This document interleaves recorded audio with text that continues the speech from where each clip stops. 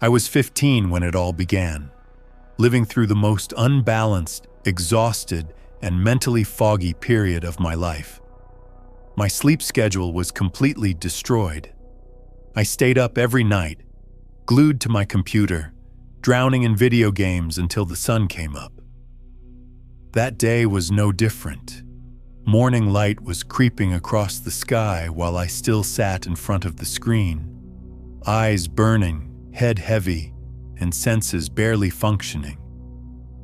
When I finally shut down the computer and pushed myself out of the chair, the sudden silence of my room felt strange. I walked toward the window and looked outside. The sky was fading into a pale blue. Then my eyes shifted to the mirrored wardrobe in my room. I hadn't closed the mirror doors that day. Normally, I always closed them at night, because reflections in the dark made me uneasy. But that morning, I was far too exhausted to care. I switched off the light, closed my door, and collapsed onto my bed like someone dropping into a void. The moment I lay down, sleep hit me instantly. But my mind didn't fully shut off. I hovered somewhere between consciousness and a dreamlike haze. It felt as if my thoughts were drifting in thick smoke. Within that half-dreaming state, a weird awareness settled over me, like something was shifting inside the room. Maybe it was the exhaustion. Maybe my brain was misfiring from lack of sleep. I don't know. But I felt a presence. My eyelids grew heavier and heavier, and I finally let them close, surrendering to whatever state my mind wanted to slip into. I was just beginning to fade when the sound tore through the silence. My door was opening, slowly, painfully slow. A dragging creak filled the room, the kind that makes the tiny hairs on your arms rise involuntarily. The door wasn't being pushed open carelessly. It was being opened with an eerie, deliberate control.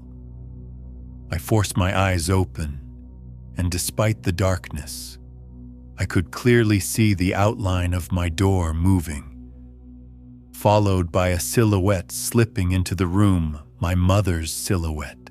The clarity hit so hard that for a second, I thought I had fully woken up.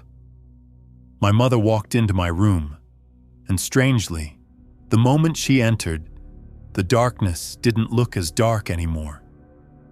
The shapes in the room sharpened, as if her presence made everything visible. For a split second, I questioned whether I was dreaming, but everything was far too real, too crisp, too possible. I called out to her. "Mom," I said shakily. My voice trembled. I said it again. "Mom," once more. "Mom," but she didn't answer. She just stared at me with this blank, unnerving stillness. Her silence didn't feel normal. It didn't feel human. Something deep in me twisted. An instinct telling me that something was horribly wrong. She was standing there in the doorway. But everything about her presence felt off. Like she was wearing my mother's shape, but not her essence.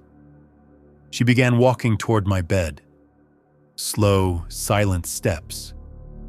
There was no sound, but I could feel the movement. Like the air shifted with each step she took. When she reached the side of my bed, she stopped, just stood there, watching me. My eyes were wide open, but it felt like someone else was holding them open, refusing to let me blink. I couldn't move. My body was frozen, my voice locked somewhere inside my chest. I wanted to say something, anything, but even breathing felt unnatural. Then she leaned forward, bending toward me, and in one horrifying motion, she crawled onto my bed. That moment is burned into my memory. The way her body moved, too fluid, too quiet, too unnatural. She climbed onto me as if gravity didn't apply to her. Before I could even process the terror, her hands grabbed my wrists. The pressure wasn't human. Her grip was brutally strong, squeezing so tightly it felt like my bones were going to snap. She pulled me toward her in what looked like a twisted version of an embrace. But there was no warmth in it, no comfort. Only force. Only pain. The kind of pain that makes your lungs forget how to function. I tried to scream. I tried with everything I had, but no sound came out. It was like my voice was trapped behind a locked door. My chest tightened, my throat burned, but the room stayed silent. Panic surged through me so violently my vision blurred. I tried to jerk my arms away, but her grip only tightened. The realization hit me like ice water. This wasn't my mother. The eyes staring into mine, the expression that should have been familiar. It wasn't real. It was wearing her face, but the thing inside those eyes was not human, not alive. It was something else. Something cold. Something ancient. Something wrong. My heart was slamming against my ribs. Every cell in my body screamed to get away. But nothing moved. I was trapped under something pretending to be my mother, crushing me with inhuman strength. My mind spiraled between terror and disbelief. Tears welled in my eyes, but even blinking felt impossible. When I finally understood, truly understood, that the thing above me was not her, pure survival instinct kicked in. I couldn't scream, couldn't move, couldn't even breathe properly. But inside my mind, I started praying. Not out loud, because I physically couldn't, but mentally, frantically, desperately, I repeated the words over and over again in my head, clinging to them like a rope thrown to someone drowning. And then, something shifted. The weight on my body lifted. The crushing force in my arms vanished. The icy presence disappeared as though someone had ripped it away from me. It didn't walk away.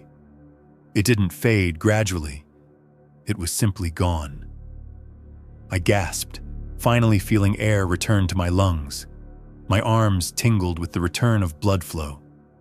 My voice came back like a sudden snap inside my throat. I bolted upright, shaking violently, the sheets sticking to my skin. My room was empty. Completely, utterly empty. The darkness was normal again. The door was closed. The silence was real. Everything looked the way it always did, but I knew, deep in every part of me, that what happened wasn't a dream. Dreams don't leave that kind of pain. They don't leave your heart racing like it's trying to escape your chest. They don't leave your hands trembling for minutes afterward. I sprang out of bed and ran straight to my mother's room. My legs barely held me up when I pushed her door open and saw her sleeping, peacefully, deeply, breathing slow and steady. My throat tightened. She looked so normal, so human, so alive. Exactly the opposite of whatever had been in my room moments before. I couldn't even bring myself to wake her. I stood there for a second, staring, trying to steady my breathing. Then I stepped back. I didn't want to stay there any longer. I didn't want to see that face, the real one or the one that had looked at me in the dark. When I returned to my room, my hands were still shaking. I grabbed my phone. It was 3 a.m. I don't even know what I was thinking, but I messaged a close friend. No explanation, nothing detailed, just that I was scared. Somehow he was awake, and he answered immediately. He told me to calm down, to keep praying, to breathe slowly, and just reading those messages grounded me enough to start calming down. The adrenaline slowly drained out of my body, but the fear stayed. It stayed for a month. Every night after that, I felt like something was lingering around the edges of my vision. Every shadow felt suspicious. Every creak of my door made my heart jump. I never told my mother what happened because she wouldn't believe me. And maybe in some way, I didn't want her to know what kind of thing had worn her face. Even now, years later, if my door opens on its own, or if my mother quietly walks into my room at night, there's always an instant, a split second, where that same icy fear returns because I'll never forget the feeling of that thing on top of me. Its strength, its silence, its eyes. And the worst part is knowing it chose my mother's face.